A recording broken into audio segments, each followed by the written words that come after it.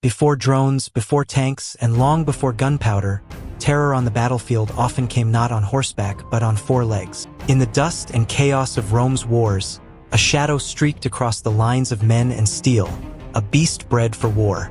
Muscular, agile, and obedient to the death, this was not a man, nor a machine, but the canis Pugnax, Rome's savage war dog.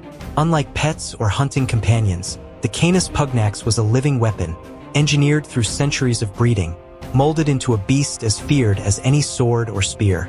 Though historians rarely celebrate their role, Roman legionaries knew the truth. These dogs could mean the difference between life and death. To uncover their story, we must trace their roots back to the rugged mountains of ancient Greece, where the Molossers were born. The Molossian dogs of Epirus were legends in their own right. Towering and muscular, bred to guard livestock and protect their masters, they earned fame across the ancient world. Aristotle described them as unmatched among dogs, while Virgil praised their ability to face wild predators, even lions, without fear. They were loyal to their owners, but in battle they transformed into brutal killers. The Romans, ever pragmatic and always seeking an edge, recognized these beasts as raw material for something far greater. They imported Molossers, crossed them with local Italian dogs and barbarian war breeds, and selectively bred them for traits Rome valued most: size, endurance, intelligence, and controlled aggression. The result was the canis Pugnax, a dog standing nearly 60 centimeters tall, weighing up to 50 kilograms, cloaked in dark fur that made them nearly invisible at night. Their guttural bark echoed across camps and battlefields, sending shivers down the spines of Rome's enemies. Territorial, fearless, and fiercely protective, the canis Pugnax was nothing less than a gladiator on four legs.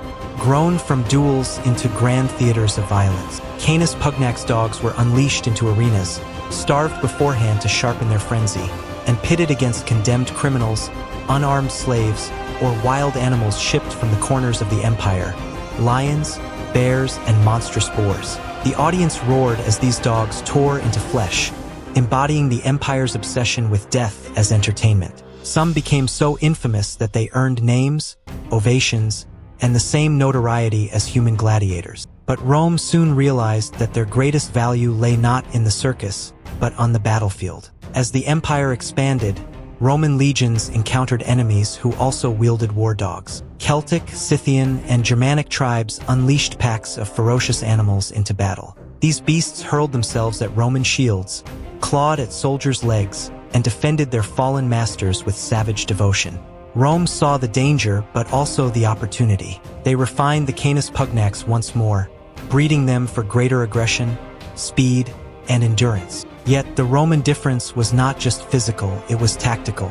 Tribal war dogs attacked indiscriminately, obeying only instinct. The Roman canis Pugnax was drilled like a soldier. They were taught to attack on command, to recognize allies, to hold formation under chaos, and to die at their master's side if necessary. They were not wild beasts but disciplined legionaries, trained to fight as part of the world's most formidable military machine.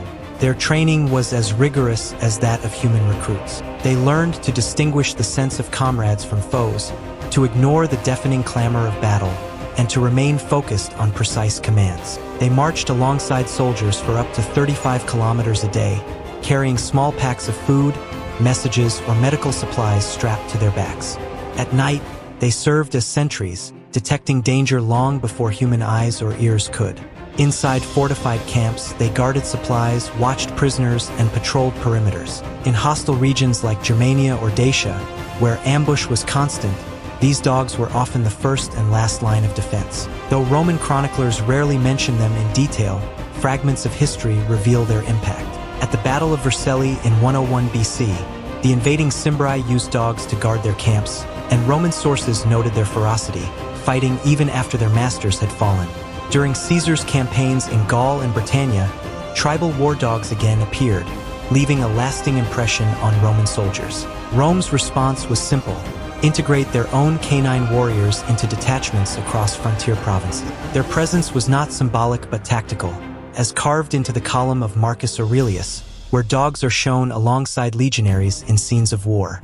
These were not siege weapons or cavalry replacements, but specialized instruments of fear and precision. They were deployed where human senses failed, into forests, against ambushes, into the cover of night. In these roles, they were invaluable. Despite their service, official Roman histories rarely immortalized them as they did war horses, generals, or engineers. Yet, among the rank and file, these dogs earned profound respect. Soldiers fed them extra rations, tended their wounds, and in some cases, gave them proper burials with inscribed tombstones. Veterans sometimes retired to their villages with their war dogs at their side, treating them as companions who had earned the right to live as family. As centuries passed, and as Rome's style of warfare changed, the original canis pugnax began to disappear. They were absorbed into new breeds or faded away as their role diminished. Yet their bloodline did not vanish completely. Today's Neapolitan Mastiff and Cane Corso still carry echoes of the disciplined war beasts that once marched with Caesar's legions. Their size, loyalty, and instinct to protect are shadows of the Roman war dog, a living legacy of an empire built on discipline and domination. The story of the Canis Pugnax is one of brutality, loyalty, and forgotten heroism. These savage dogs were not only weapons of Rome, but comrades in arms who bled, fought, and died for the empire. And though their names are lost, their legacy endures, in stone carvings, in the memories of soldiers who trusted them, and perhaps even in the eyes of the mastiffs and corsos that still walk among us today. So when we speak of the heroes of Rome, should we not also honor the war dogs who stood guard in the night, who carried messages through fire, and who charged into battle without hesitation? For these were more than animals. They were Rome's savage soldiers, four-legged warriors who helped conquer the world.